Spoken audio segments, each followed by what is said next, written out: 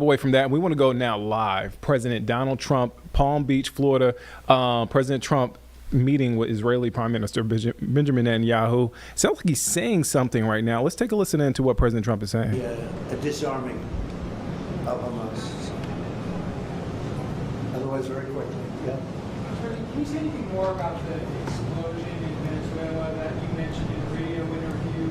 Did the military do that? Can you share any more details about that? Well, it doesn't matter, but there was a major explosion in the dock area where they load the boats up with drugs.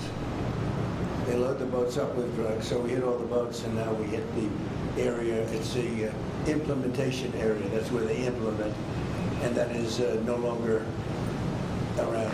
Is that the only strike that the U.S. has done? I don't want to comment. President Trump, yesterday there was an explosion overnight, and the Russians say that Ukraine tried to hit the residence of President Putin. Do you have any information? No, I don't know about it, actually, and I don't, I just heard about it, actually, but I don't know about it. So did you speak with that would be too bad. That would not be good.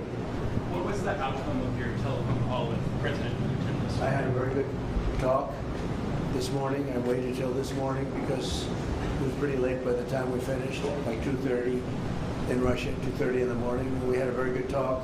We spoke at 8 o'clock in the morning hour time, and it was a very productive talk. I mean, we have a few very thorny issues, as you can imagine. He knows about thorny issues probably better than anybody in the world, but it's working out. We have a couple of issues that we're going to get resolved, hopefully, and if we get them resolved, you're going to have peace.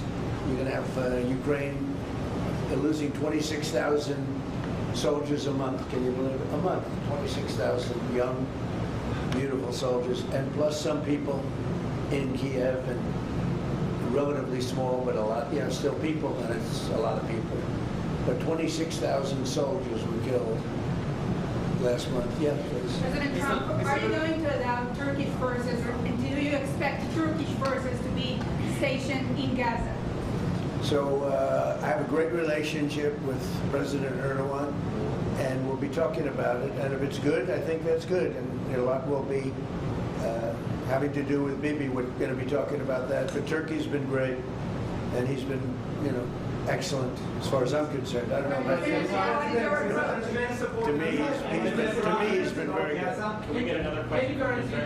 Sure. Yes. Can you tell me a little bit about your relationship with Prime Minister Netanyahu and how important it is for you to see him be pardoned by the Israeli president? Look, he's a wartime prime minister. He's done a phenomenal job. He's taken Israel through a very dangerous period of trauma. Israel, with other people, might not exist right now, if you want to know the truth. That's a pretty big statement, but it's true. I feel that. You had the wrong prime minister. Israel right now would not exist because they were met with a force the likes of which very few countries could have handled, and we worked together, and we were extremely victorious, to put it mildly. Now I hear that Iran is trying to build up again, and if they are, we're going to have to knock them down. We'll knock them down. We'll knock the hell out of them, but hopefully that's not happening. I heard Iran wants to make a deal. If they want to make a deal, that's much smarter. They could have made a deal the last time before we went through, a big attack on them, and they decided not to make the deal. They wish they made that deal. So I think, again, they should make a deal. They want to make a deal, but sometimes that doesn't happen. Yeah, please. Mr. Trump, WMLK 24 News Israel, would you support the overthrow of the Iranian regime? Who? Iranian regime. I'm not going to talk about overthrow of a regime. They've got a lot of problems that are in. They have tremendous inflation. Their economy is bust. Their economy is no good.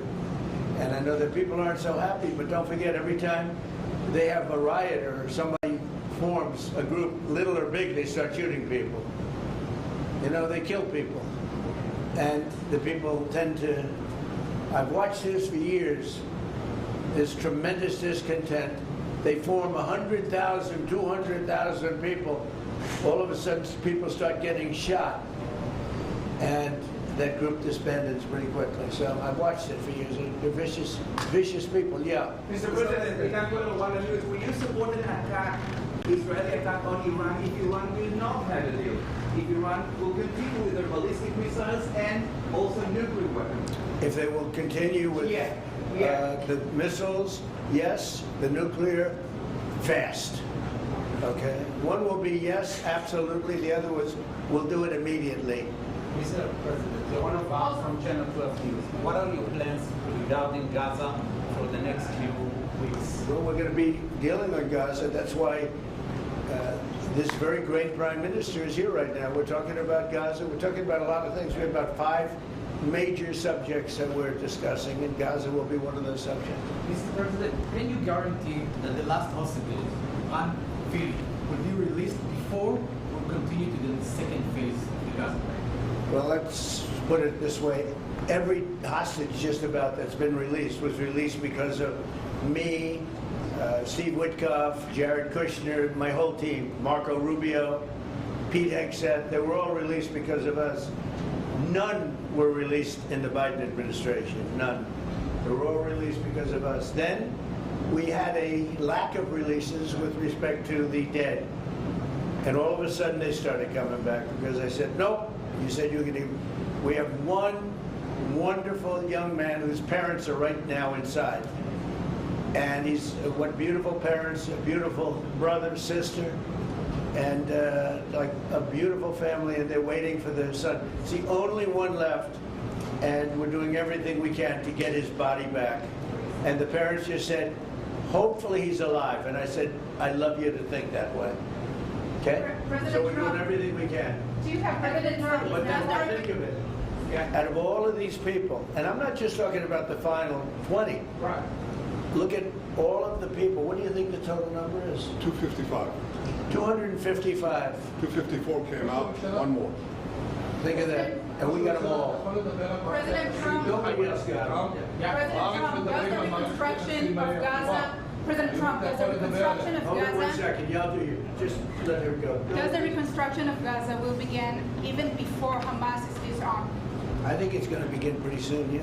Before Hamas is He's disarmed? looking forward to it, so am I. Look, what a mess. What a mess it is. And it's been a mess for centuries. Really. It's been a mess for a long time. It's seems to be born for that. But we're gonna straighten it out. No, we're already starting certain things. We're doing things for sanitary conditions and others.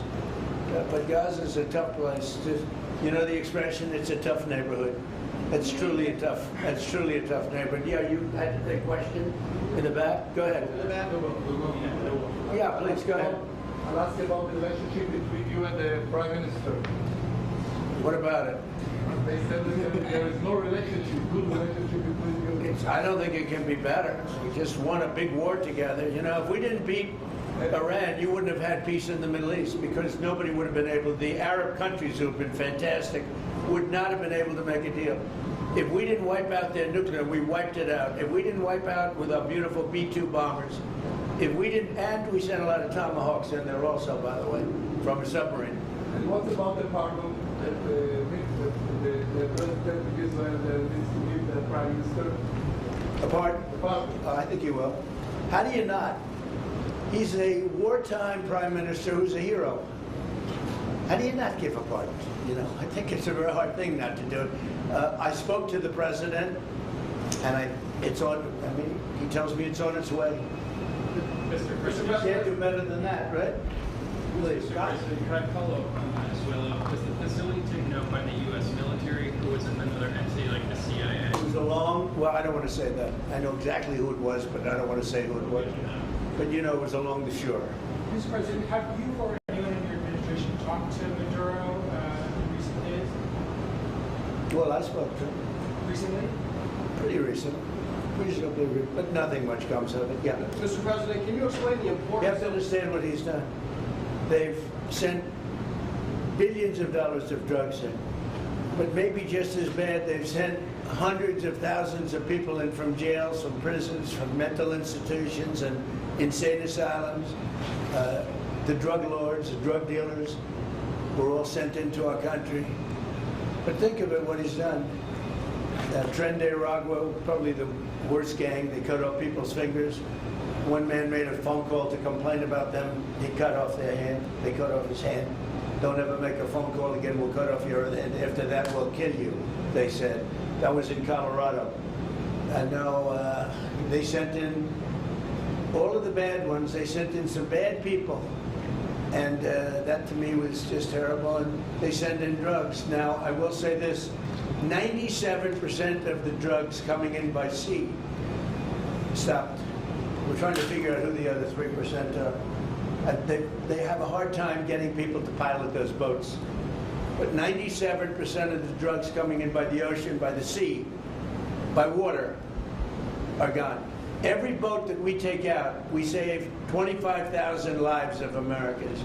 Thank you very much, everybody. We'll see you. We're going to have a big meeting, and we'll see you in a couple of hours if you'd like. And if you'd like, you can come up and have lunch like you did yesterday. Would you like that or not? Do you want that? Oh, yes. Because some of them think it's terrible. It's a bribe. But, you know, a bribe for $25, I don't know. If you'd like, you can go. And if you don't, you can stand in a driveway and melt. All right? But if you want, will you work on that, Margot? Yes, sir. Is Margot doing a good job? She's a star. She's too nice. Her only problem, she's too nice to you. And you're not nice to us, but that's okay. Margot, take them up and have a beautiful lunch, and we'll see you later. Are you worried that the strike, the alleged strike on Putin's residence could scuttle peace? Yeah, I don't like it. It's not good. I heard about it this morning. Did Putin? You know who told me about it? President Putin told me about it. Early in the morning, he said he was attacked. It's no good. It's no good. Russian officials. Don't forget, you know, the Tomahawks. I stopped the Tomahawks. I didn't want that. Because we're talking about, you know, it's a delicate period of time. This is not the right time. It's one thing to be offensive, because they were offensive. It's another thing to attack his house. It's not the right time to do any of that, and can't do it. And I learned about it from President Putin today. I was very angry about it. Do you not have Mr. U.S. President? But don't you have U.S. intelligence services?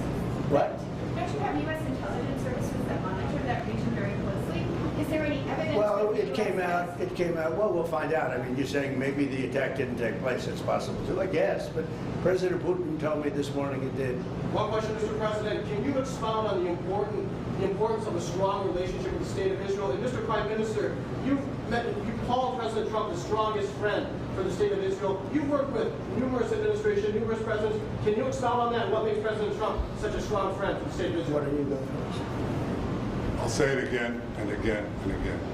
We've never had a friend like President Trump in the White House. It's not even close.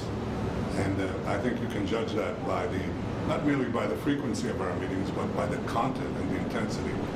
I think Israel is very blessed to have President Trump leading the United States, and I'll say leading the free world at this time. I think it's not merely Israel's great fortune, I think it's the world's great fortune. Well, I just want to say that it's very important who the Prime Minister and President of Israel is. We have a great relationship. It was an honor to speak before your leaders. That was a great honor for me. I think it has not happened before, or something they told me. But the relationship's been extraordinary, and Bibi's a strong man. He can be very difficult on occasion, but you need a strong man. If you had a weak man, you wouldn't have Israel right now. Israel would have been, you know, Israel with most other leaders would not exist today. They would not exist. And now they're stronger than ever. Yeah, please. Are you going to ask Netanyahu to sign an agreement with Syria? Well, I hope he's going to get along with Syria, because the new president of Syria is working very hard to do a good job. He really is. I know he's a tough cookie, and he's, you know, you're not going to get a choir boy to lead Syria. That's the one thing I will say. So I hope they're going to get along, because, you know, I dropped the sanctions on Syria because otherwise they wouldn't have had a chance. We want to see Syria survive. So we're going to be talking about Syria too. Okay? Thank you very much, everybody. Have a good time. Go have a good lunch. Thank you, Mr. Prime President. Minister Netanyahu, Thank there's a lot of gaps. You know, after you hear these things, I think better to quit now. Thank you. Thank you.